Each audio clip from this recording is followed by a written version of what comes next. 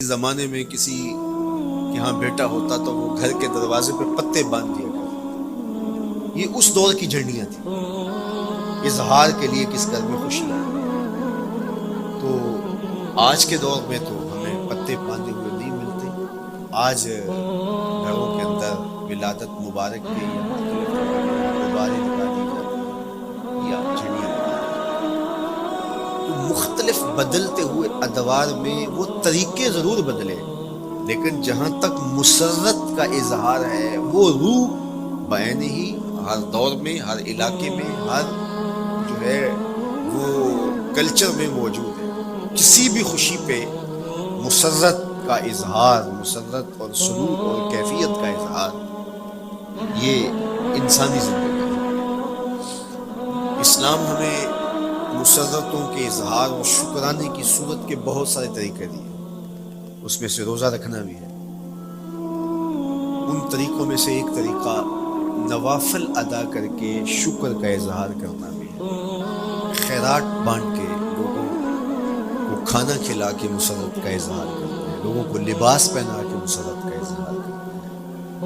اور اسی طرح دعوت ہے، مختلف مواقع پہ مختلف چیزیں ہیں۔ پیر کے دن حضور علیہ السلام روزہ رکھتے تھے۔ پوچھا حضور آپ پیر کے دن روزہ کیوں رکھتے ہیں؟ قال فیہ ولدت، کہا اس دن میں پیدا ہوا تھا۔ تو اپنی ولادت کا حضور دن پیر روزہ رکھ کے اللہ کے شکرانے میں دن گزارتے تھے۔ وہ حضور علیہ السلام کی زندگی کا ایک ایک لمحہ رب کے تشکر میں بسر ہوتا، لیکن حضور نے اس کی وجہ بیان کر دی کہ میں اس دن کا روزہ خاص طور پہ اس لیے رکھتا ہوں، فیہ ولدت، اس دن میری ولادت ہوئی تھی۔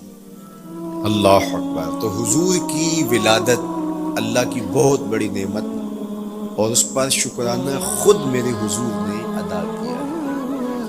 علماء نے لکھا ہے کہ حضور کی ولادت کی خوشی یہ اللہ کی رضا کا سبب اور ذریعہ ہے۔ آپ نے سنا علماء سے کہ دین کا سب سے بڑا دشمن جس کا نام لے کے مذمت کی گئی وہ ابو لہب ہے۔ پورے قرآن میں کسی اور کافر کا ابو جہل کا نام بھی نہیں، عتبہ عتیبہ اور امیہ کا نام بھی نہیں ہے، لیکن نام لے کر کے مذمت اگر کسی شخص کی گئی تو ابو لہب کی۔ حضور علیہ الصلوۃ والسلام جب کوہ صفا پہ جلوہ فراز ہوئے، وَأَنذِرْ عَشِيرَتَكَ الْأَقْرَبِينَ، حکم ہوا پہلے قریبی لوگوں کو آپ اللہ کا ڈر سنائیں۔ تو حضور علیہ السلام نے قریبی لوگوں میں محنت کی، قریش کو، صنادید قریش کو، بنو ہاشم کو بلایا اور بلا کہ حضور نے ایک بات کی کوہ صفا پہ کہ اگر میں تمہیں کہوں اس پہاڑ کی دوسری جانب سے ایک لشکر آ رہا ہے جو تمہیں کچل دے گا تو کیا میری بات مان لو گے؟ تو انہوں نے کہا اگر نظر نہ بھی آیا تو ہم کہیں گے ہم اندھے ہیں، آپ سچے ہو، ہماری نظروں کو پھیر لگ رہا ہے، آپ جھوٹ نہیں بول سکتے، ہم نے 40 سال آپ کے شب و روز دیکھے، تو کیسے ہم یہ گمان کر رہے ہیں؟ حضور نے فرمایا اگر میری ذات پہ اتنا یقین ہے تو مان لو اللہ ہے۔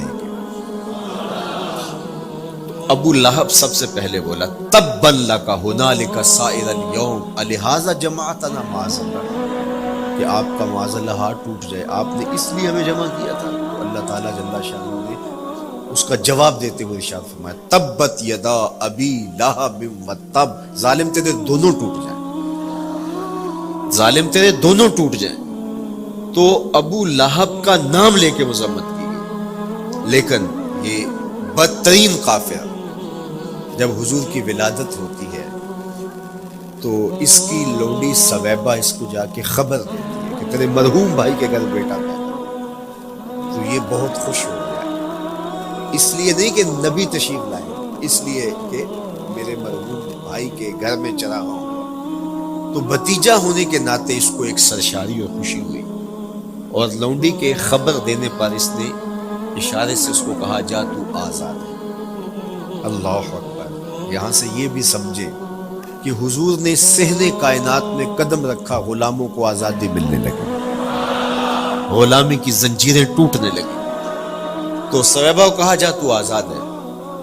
خیر ابو لہب کی ساری زندگی آپ کو پتہ ہے، لیکن جب مر گیا تو حضرت عباس رضی اللہ تعالیٰ عنہ کو خواب میں ملا۔ انہوں نے کہا سنا کیسی بیت رہی ہے؟ اس نے کہا سخت مشکل ہے، ڈاڑی تکلیف ہے، حضور کی مخالفت بڑی مہنگی پڑی، لیکن اتنا ہے کہ جب پیر کا دن آتا ہے، جس انگلی سے اشارہ کر کے لونڈی کو آزاد کیا تھا اس سے ٹھنڈا اور میٹھا مشروب بھی ملتا ہے اور عذاب میں بھی کچھ کم نہیں۔ شارع مسلم امام نووی کے استاد امام ابو شامہ، جو بہت بڑا نام ہے حدیث میں، وہ فرماتے ہیں جب ایک کافر کو حضور کو نبی سمجھ کے نہیں بھتیجا سمجھ کے خوشی کرنے کا بھی صلہ ملتا ہے، تو ایک مومن جو حضور کا غلام ہے اور حضور کو امام اور مقتدا اور نبی رسول اور محبوب سمجھ کے خوشیاں کرتا ہے، اس کو اللہ کتنا کچھ عطا کرے گا۔ دوستاں را کجا کنی محروم، تو کے بعد دشمنہ نظر داری۔ جب تو دشمنوں کو اتنا دیتا ہے تو دوستوں کو کتنا عطا کرے گا۔ تو حضور کی آمد پر مسرت کا اظہار، بشاشت کا اظہار، یہ اہل ایمان کا طریقہ رہا ہے۔ ہاں جو اس کا انداز ہے، کسی کو نوافل میں زیادہ سرور ملتا ہے وہ نوافل کثرت سے پڑھ لے، کسی کو زیادہ سرور روزے میں آتا ہے تو وہ روزے رکھ کر کے اس شکرانے کو ادا کرے، کوئی ذکر کی مجلس سجا لے، مختلف طریقے موجود ہیں۔ حضور علیہ السلام تشریف لائے، صحابہ بیٹھے ہوئے تھے، صحیح مسلم میں روایت ہے، سنن نسائی میں ہے، اور بھی کتب حدیث میں، محفل بپا تھی تو حضور نے آ کہا ما اجلسکم، کیوں بیٹھے ہوئے ہو؟ تو جو انہوں نے جواب دیا وہ سنیے، جلسنا نذکر اللہ ونحمدہ علی ما ہدانا لدینہ ومن علینا بک۔ حضور ہمارے بیٹھنے کا مقصود یہ ہے کہ ہم اللہ کا شکر ادا کر رہے ہیں اس بات پر کہ اس نے ہمیں ہدایت دین عطا کی، ومن علینا بک، اور آپ کی صورت میں ہمارے اوپر احسان کیا، ہمیں آپ عطا ہوئے، اس پر اللہ کا شکر ادا کرنے کی مجلس سجائے گئے۔ اب بات تو سادہ سی تھی، لیکن میرے حضور نے ان سے کہا کیا تم اس بات پہ قسم دے سکتے ہو کہ اسی لیے بیٹھے ہو؟ تو انہوں نے کہا جی ہم قسم دیتے ہیں ہم اسی لیے بیٹھے ہو۔ میں اٹھاؤ قسم۔ تو صحابہ نے باقاعدہ قسم دی، ہم قسم اٹھاتے ہیں، ہمارے بیٹھنے کا مقصد یہ ہے کہ اللہ کا شکر ادا کر رہے ہیں اور آپ کی صورت میں جو انعام خداوندی ملا ہے اس پر اللہ تعالیٰ کا شکریہ ادا کر رہے ہیں۔ حضور نے باقاعدہ ان سے قسم لی اور انہوں نے باقاعدہ قسم لی۔ اب صحابہ کو حیرت تو تھی کہ یہ موقع قسم کا تو نہیں تھا، لیکن حضور نے قسم لی ہے، کیوں؟ حیرت تو استجاب کی کیفیت تھی۔ حضور علیہ السلام نے فرمایا صحابہ میں تم سے جو ابھی قسم لی ہے یہ کسی تہمت کی بنیاد پر نہیں لی، یعنی تمہارے قول کی صداقت میں مجھے کوئی شک نہیں تھا کہ میں نے قسم سے تصدیق کی، بلکہ اس کا سبب اور تھا۔ بعض اوقات قسم اس لیے کی جاتی ہے کہ کسی متردد ذہن کو مطمئن کرنا ہوتا ہے، اور بعض اوقات قسم واقعہ کی اہمیت کو بڑھانے کے لیے کی جاتی ہے۔ کوئی بندہ کہہ رہا ہے کہ جناب فلاں صاحب آ رہے ہیں ہمارے گھر میں، مہمان آ رہے ہیں، تو گھر کا ہی اچھا کہتا ہاں قسم اللہ کی، تو اس کا یہ مطلب نہیں کہ اس کے شک ہوتا ہے، اس کی خوشی اور اس کی مسرت کے اظہار کو بڑھانے کے لیے وہ کہتا ہے کہ ہمارے گھر کے اندر آج فلاں آ رہا ہے، تو وہ کہتا اچھا کہتا ہاں ہاں قسم اللہ کی وہ آ رہا ہے۔ تو یہ متردد کا شک دور کرنے کے لیے قسم نہیں ہے، یہ بلکہ اس کی خوشی اور سرشاری کو پختہ کرنے کے لیے۔ تو عربوں میں قسم مختلف وجہ سے کی جاتی تھی، تو حضور نے فرمایا یہ جو میں نے تم سے قسم لی ہے یہ کسی تہمت کی بنیاد پہ نہیں لی، بلکہ اس قسم کا سبب کیا ہے سنو۔ پھر حضور نے خود بتایا، فرمایا تم یہاں بیٹھے تھے، میں حجرے میں بیٹھا تھا، اتانی جبریل علیہ السلام، میرے پاس جبریل امین حاضر خدمت ہوئے، فاخبرنی ان اللہ یباہی بکم الملائکہ، تو مجھے انہوں نے خبر دی ہے، محبوب ذرا باہر تو نکل کے دیکھو، صحابہ تمہارے اس عمل پر اللہ فرشتوں میں ناز کر رہا ہے، اللہ فرشتوں میں فخر کر رہا ہے کہ دیکھو میں نے ان کو نعمت دی، کتنے قدردان نکلے، اس نعمت کا شکرانہ ادا کر رہے ہیں۔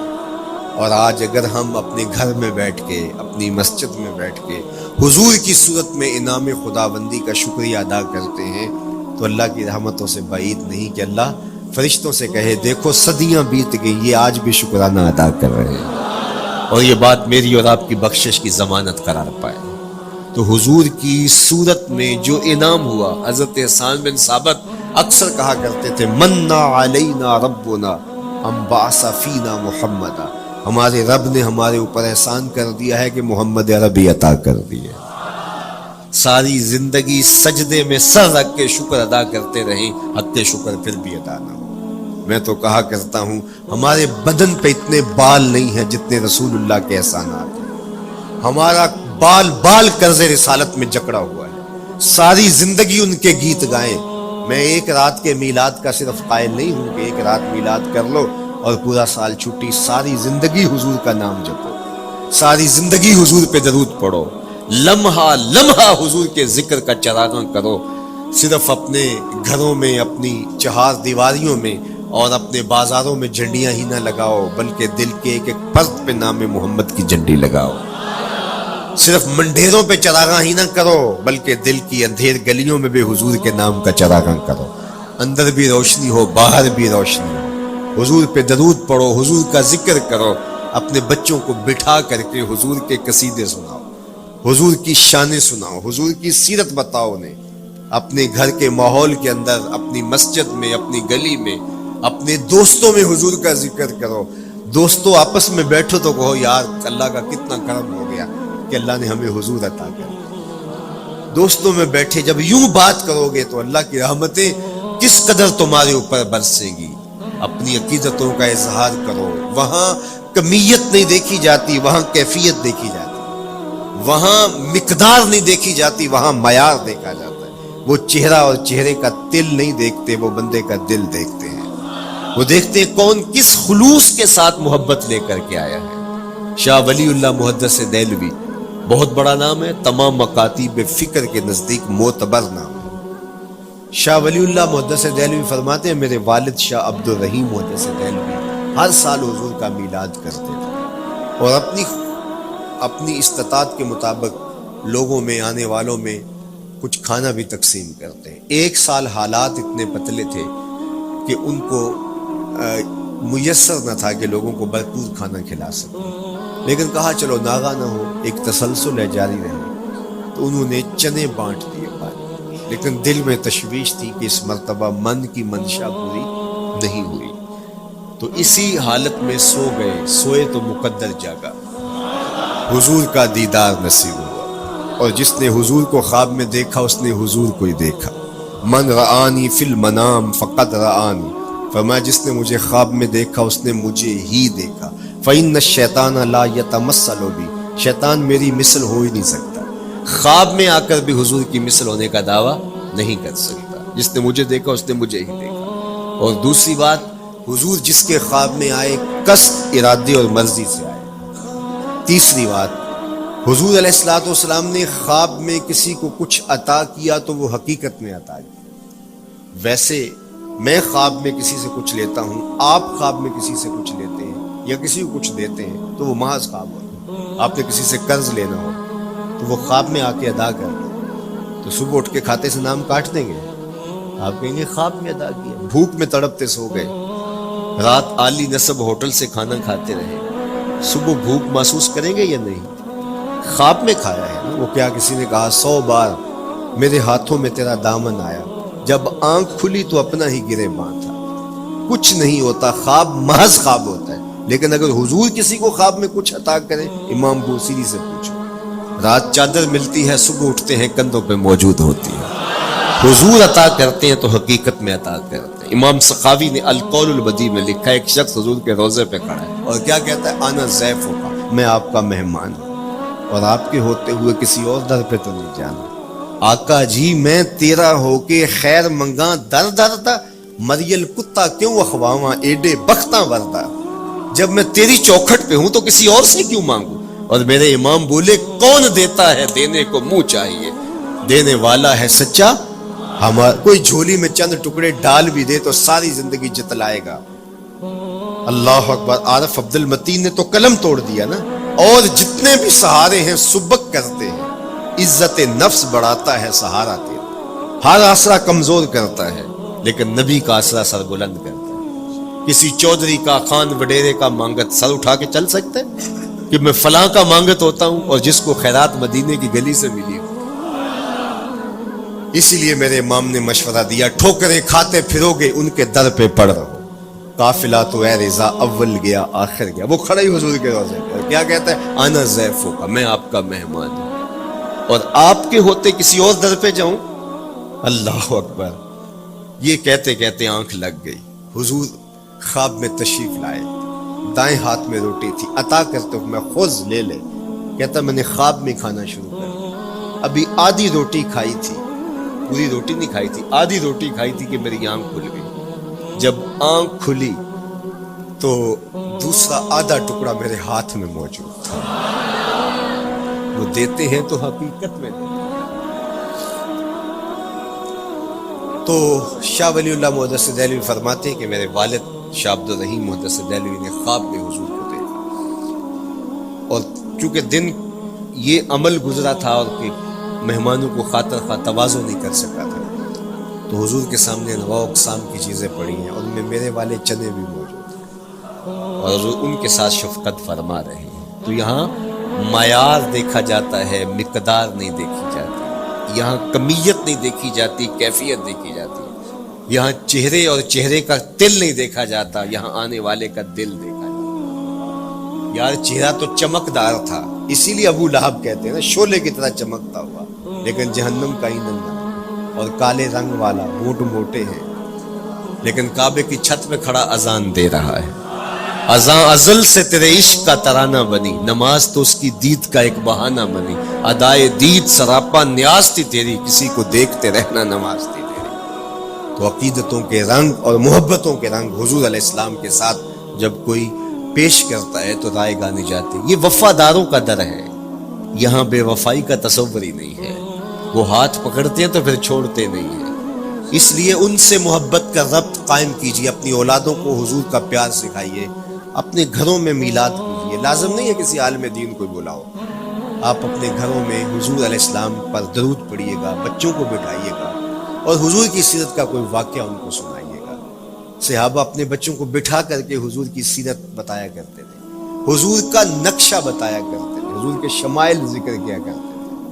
اور کوئی صحابی ملتا تو تابعین جمع ہو جایا کرتے تھے اور اسے پوچھتے تھے اچھا بتاؤ حضور کی صورت کیسی تھی، زلفیں کیسی تھی. یہی میلاد ہے نا. میلاد میں حضور کے فضائل کا ذکر ہوتا ہے، شمائل کا ذکر ہوتا ہے، خصائل کا ذکر ہوتا ہے. اور موسم حج کا ہے. ایک اونچے ٹیلے پہ حضرت سیدنا ابو طفیل چڑھ گئے. یہ آخری صحابیاں ہیں، اس کے بعد کوئی صحابی نہیں. آخر میں سب سے آخر میں فوت ہوئے 110 ہجری. حضور کے وصال کے 100 سال بعد تک زندہ رہے. اونچے ٹیلے پہ چڑھ گئے اور لوگوں کو کہا لوگوں آؤ، اس وقت روئے زمین پہ میرے علاوہ کوئی نہیں جس نے حضور کو دیکھا، بس انہی آنکھوں نے حضور کو دیکھا ہے. کیا ناز ہے. میرے ایک استاد ہوتے تھے سر محمد علی حاشر اللہ، ان کی قبر پہ رحمت نازل کرے. تو وہ بڑے بڑے مشاہیر اہل سخن سے ملے تھے تو وہ بات کرتے تھے. میں مولانا ظفر علی خان کا مصاحب رہا ہوں، میں نے اقبال کو دیکھا ہے. داغ دہلوی نے اپنے شاگردوں سے کہا تھا آنے والی صدیاں تم پہ ناز کریں گی اے لوگو، تم نے داغ کو دیکھا، تم نے داغ سے باتیں کی. یار جس نے داغ دہلوی کو دیکھا ہے وہ تو ناز کرے، جس نے اقبال کو دیکھا ہے وہ تو فخر کرے، جو مشاہیر اہل سخن کے پاس بیٹھتا رہا ہے وہ تو فخر کرے، اور جس کی آنکھوں نے جمال محمد عربی دیکھا ہے وہ اپنے مقدر پہ ناز کو نہ کرے. تو کہا لوگوں آؤ، اس وقت روئے زمین پہ میرے علاوہ کوئی نہیں جس نے حضور کو دیکھا ہو، آؤ مجھ سے حضور کی باتیں سنو. لوگ جمع ہو گئے اور کہا صف لنا رسول اللہ، تم نے حضور کو دیکھا ہے تو بتاؤ حضور کیسے تھے.